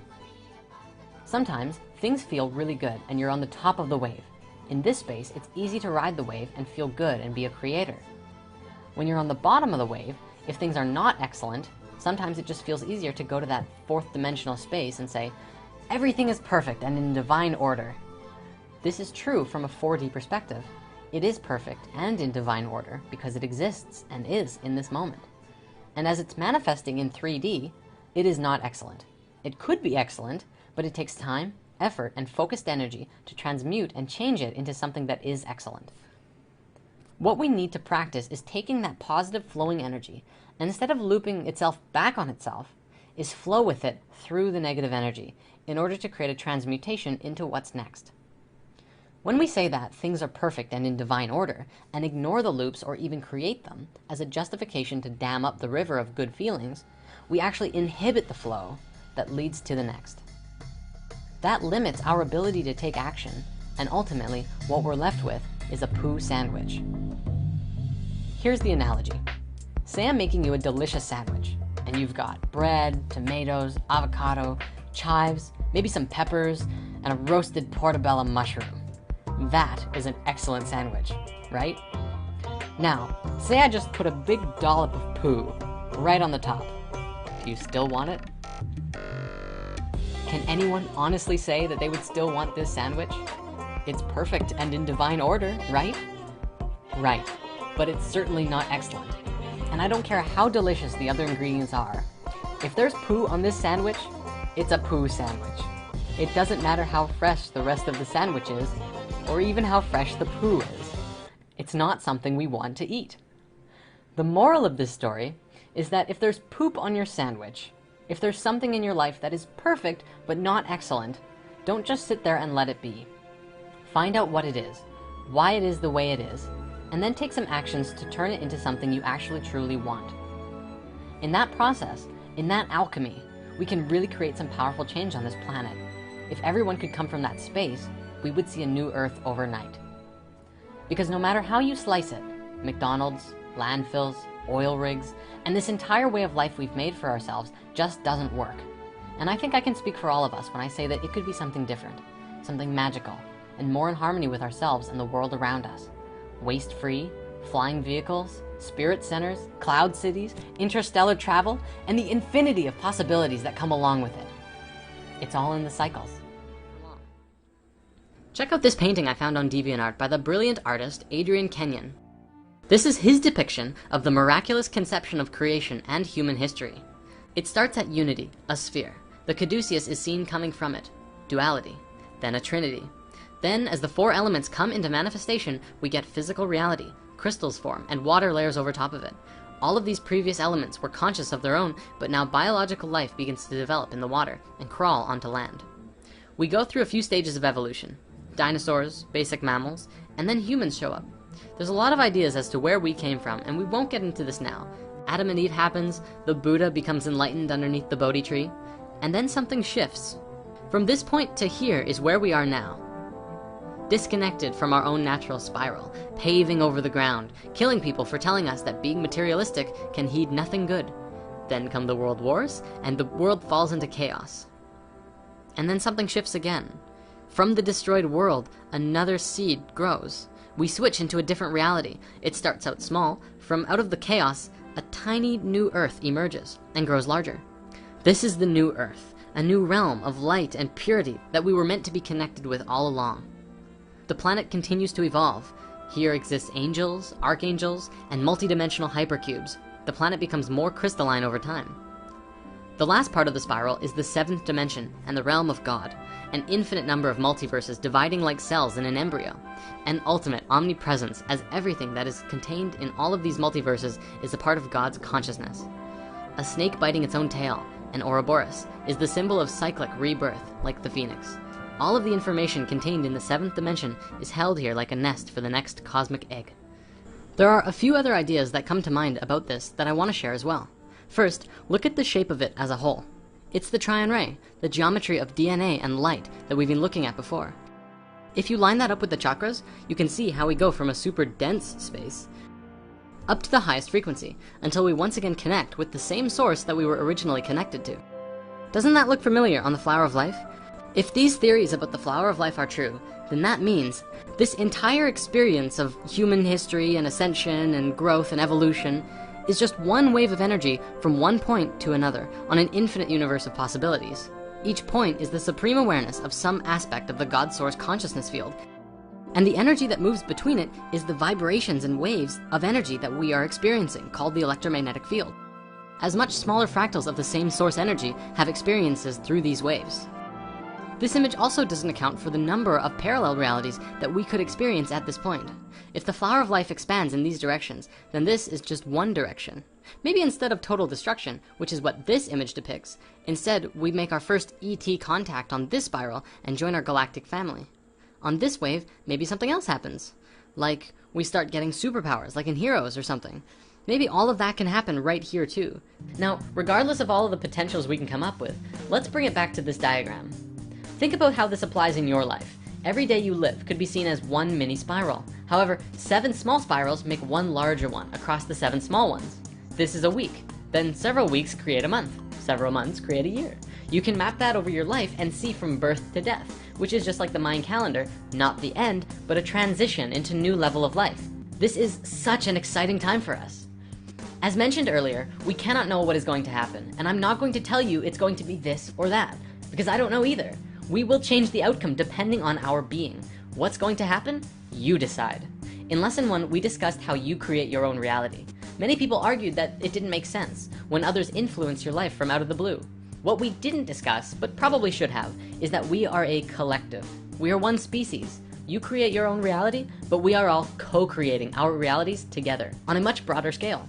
Think of an ant colony. Each individual ant decides where they want to go, what food they want to collect, and how they want to do it.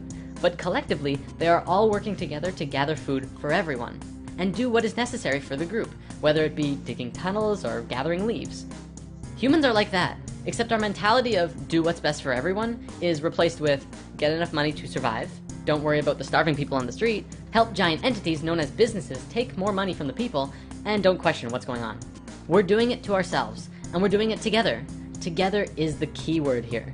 Together, we can break through barriers. Together, we can absolutely change the world, but we can only do it together, not individually. Individually, we can change our own individual world, which is where we need to start. When we learn that we can all get along with each other, regardless of race or belief or level of consciousness, we learn that absolutely anything is truly possible. But it has to start here, in your heart.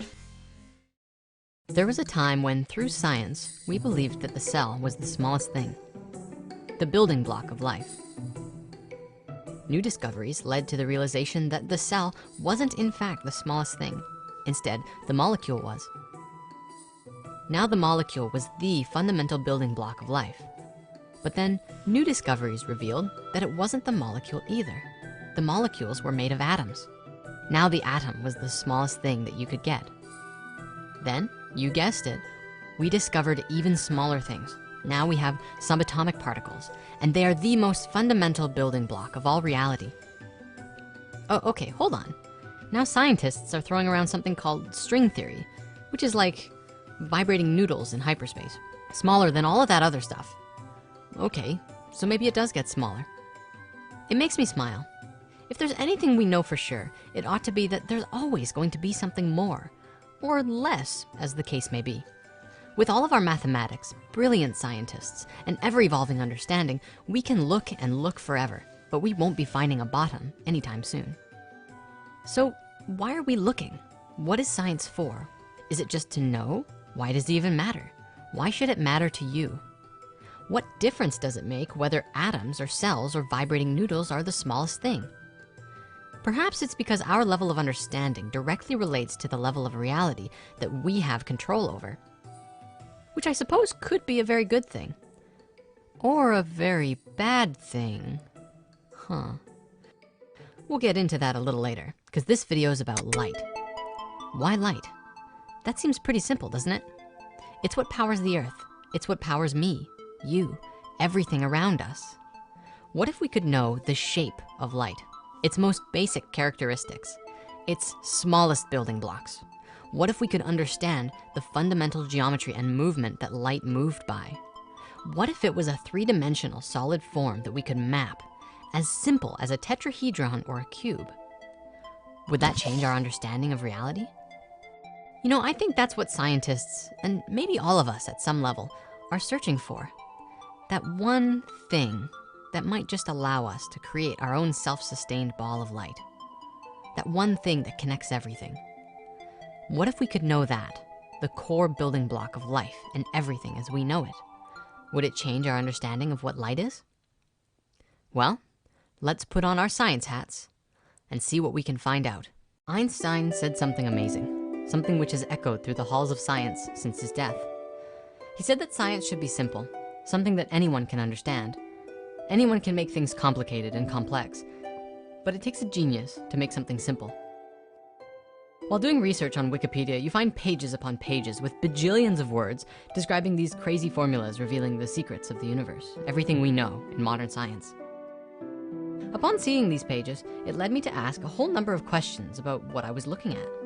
Questions like, why do we believe that light is what it is? What even is light? What is particle physics? Why is it relevant to me? Why is it that for the average Joe, these ideas about existence and reality are so hard to understand? Do scientists make them overly complex for a reason? Why are we having trouble following Einstein's brilliant words about simplicity? Is there a way that we can use sacred geometry to explain and simplify these ideas in a way that works and makes sense? And most importantly, how can I use this information in a way to grow as a person? I don't just want to build up beliefs about these topics, I want to expand my ability to create with them. And how do we do that? Where do we start? Well, let's start at the beginning. It's theorized across the board, from creation myths, the basic geometry of the flower of life, and even in the Big Bang Theory, that light is among the first things created at the beginning of everything. So exploring and discovering how light works would be a fundamental piece to understanding everything. Let's take a look at particle physics and quantum physics. They may help us crack this code. Particle physics is the study of the basic building blocks of matter and the forces they exert on each other. In particle physics, scientists are trying to find the one thing that creates everything else, or at least the phenomenon that they are observing. It is very closely related to quantum physics, which is using that same idea to discover the source of the universe we live in that ties everything together. Scientists in this field have done a lot of work in demonstrating and exploring the unified field theory, which shows that everything in the universe is connected through an infinite web of something. They're not sure what it is, but we can see how we are connected in a grand and mysterious way. As our sciences have looked smaller and smaller to find the smallest particle, we have reached a point where things get so small that we can no longer define what they look like. We try and define what particles are through abstract concepts in mathematics because we say that particles are unseeable and unknowable. And yet, things are always going to get smaller and smaller. Everything is made of something else, and it fractals down to infinity, or fractals larger to infinity. Some scientists have actually been known to cut infinite numbers when they find them because they're deliberately looking for finiteness instead of embracing the infinite nature of reality. Check out the movie Black Hole to see this happening in action. Particles are called particles because they're too small to be seen by instruments we have in science at this time. What that means is that we don't really know what particles even are. If we knew what they were, they would not be particles anymore. They would be described. There's kind of a broken dichotomy that is happening in this field. It's something that scientists all over the world are trying to figure out. Here's the problem. Light and other particles that move at the speed of light are assumed to have no mass. The speed of light, also known as the speed of massless particles, is about 299,792,458 meters per second. What we know in the field of science is that there's something that translates these particles from one side of the equation to the other, from the world of no mass and into the world of mass. If you ask the scientists this question, they would tell you that it's the Higgs field, the ever-permeating field that gives things mass. In essence, light speed particles pass through the Higgs field and slow down and gain a property of mass. The popular Higgs boson is the particle that is created upon the light speed particle merging with the Higgs field. According to our formulas, this boson, this particle, is supposed to come out with it. I think there's an important piece of information that we're missing here, and it starts with asking some questions. First of all, what even is mass? And second, why do we believe that light has no mass? On Wikipedia, mass is said to represent an amount of matter, but then it goes on to say that the term matter has no universally agreed upon definition. How can we say that light has no mass when we can't even agree upon a definition or understanding of what matter and subsequently mass even are?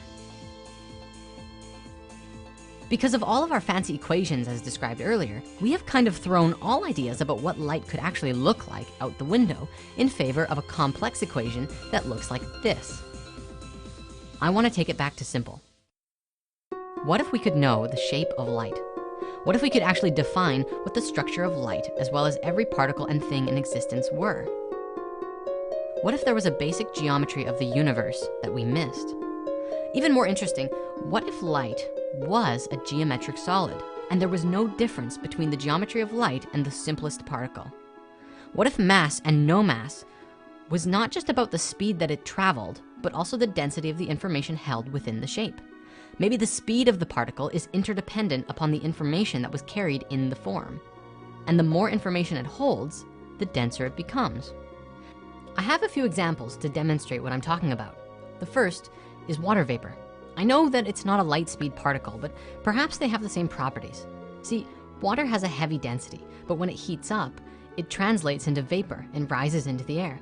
It takes a 90-degree turn into another dimension of form, and it merges together with itself to become clouds. As the clouds become packed, denser and denser, with so much information packed within them, eventually they have no choice but to release, and all of the water comes pouring down. It's changing from a high-speed particle into a denser one, based on the density of the information within the droplet, as well as the speed that it was traveling. Now, I recognize that this only partially works as an example because the particles I was describing are not light speed particles. But if we can take that idea and apply it to light, it seems to work in a very similar way. Let's think about photosynthesis. A burst of energy from the sun travels towards the earth as both a wave and a particle. It has properties of both, and it's moving at the speed of light and passes through a plant. That plant then absorbs the information and energy that it needed from the wave particle that passed through it. The plant then uses that information, the light speed particles that it took from the sunlight, and uses it to create something with mass, merging them with water and other plant matter to create sugars and other nutrients.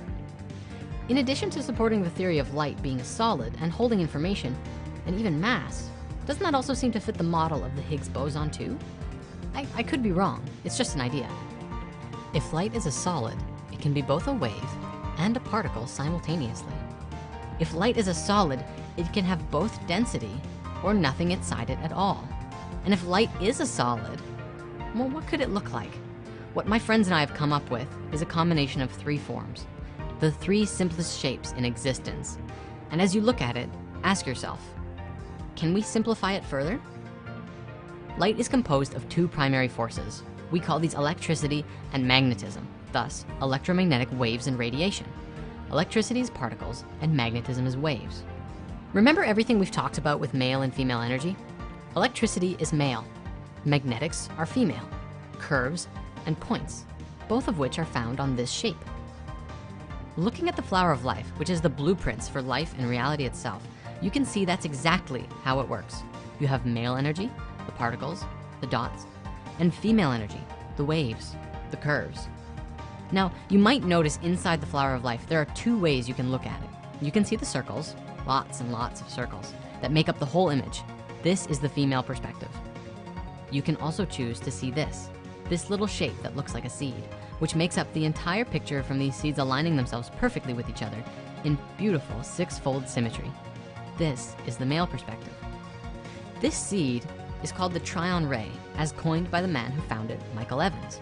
He is a man who has given a large part of his life to exploring sacred geometry and quantum physics.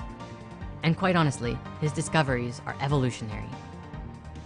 The flower of life in 2 dimensions is a flat 2D representation of the way the universe fits together in higher frequencies and higher dimensions. Michael saw this and asked a big question. If this is the universe from a 2D perspective, what would it look like in 3? So he began modeling and molding 3-dimensional flower of lives together and discovered some pretty remarkable things. Everything has breath, everything breathes, and everything lives. And so at a level of basic geometry of particle physics, we too must have breath. He found that every geometry we think we know of is a static and fixed perspective of what it really is. Tetrahedron? How about a tetrene and a tetrax? An inhale and an exhale of this basic form. Icosahedron? Here's an icosatrene and an icosatrax. He developed breathing models for all of the platonic solids, and then he found a new solid, one that hadn't been discovered before. Energy never travels in straight lines. It always moves in curves. By incorporating curves into the basic geometry of our platonic solids, you actually discover much simpler particles that before we never knew existed. And so we come back to these 3 images. The first one, as you know, is the sphere. This is simply one of the simplest forms and the most female. It's all curve. It's not hard to see how this form is used in the creation of all things. Just look at a planet or a star or even an egg. Next, we have this one, the Trinity or the Tryon ray. I'd actually like to make a distinction here. The Trinity is 3 spheres put together like a Vesica Pisces. And the Tryon ray is 1/16 of the volume of that. In 3 dimensions, they both come out with 3 edges, 3 faces, and 2 points, smaller than any other shape. It's a single shape that contains both particles and waves. They're both equally important, and Michael Evans proposes that with this tryon theory, he has speculated that light could in fact be a solid. In fact, it's highly likely. This tryon ray is the geometry of a straight line. For if you were to draw any of the platonic solids, you could replace all of the straight lines with a tryon ray, and you would get a diagram of both the inhale and the exhale of that platonic solid. The great artist Delacroix once said it would be worthy to investigate whether straight lines exist only in our brains. The interesting thing about the tryon ray and the Vesica Piscis is that they both have straight lines as well as curves, and it's just a matter of perspective. One of the most important pieces of information about all of these shapes, though, is that this is how form comes into manifestation from a geometric perspective, from source to the material world. The sphere is a ball, it's all curve. Upon adding a second sphere, you get the first edge. And so this is curves and edges. When you add the third sphere, you get the first points. And now you have curves, edges, and points all together in one shape. As you continue adding circles, you get more and more shapes and forms that begin to manifest, such as the platonic solids and everything else we know about. This is why the Vesica Piscis is so important. As you know, we've been looking at this for a long time, and we're going to continue to. Over the past year, I've been learning that the Vesica Piscis is one of the most important keys for waking up and transformation on this planet. It is a model for bringing people together to create powerful change on this planet. As we grow together and make powerful connections with each other, it is our connections that begin to alter the way that we do things. We help each other refine our messages. It is asking each other questions that allows us to explore deeper into what something really means. And then, with the newfound information that we gathered together, we can set off on a journey to change the world. Ladies and gentlemen, these three forms are what I believe to be the God particles. We have a male form, a female form, and a form of a merging together of both of them. The God particle is not a matter of scale. It is not a smallest thing like a Lego block, but rather the simplest geometry that we can conceive in this dimension. It is a geometry that makes up all manner of things, regardless of size and scale. Just look around you. Most seeds look like this. Most leaves look like this. Most fruits look like this. Eggs look like this. Sperm looks like this. It's practically impossible not to find examples of it everywhere. All we need to do is take a look. Okay, grand finale. To answer that big question from the beginning, how does the infinite universe have a beginning? I have a feeling you might already know. It's a cycle. And no, I don't know exactly what it looks like specifically, but I can share with you some ideas about it. Every cycle comes to an end and then begins a new cycle. Or maybe it's the old one, continuing on again.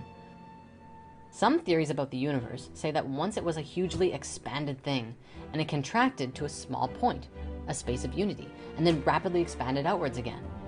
And today, while we can't see the remnants of the previous universe, at least not yet, we can see the beginning of this cycle that we are a part of. It's really interesting. If the universe is infinite, how is it that we're existing in a finite space? And is the goal of life to take what is finite and merge it with the infinite to create a new way of life and a new understanding of ourselves?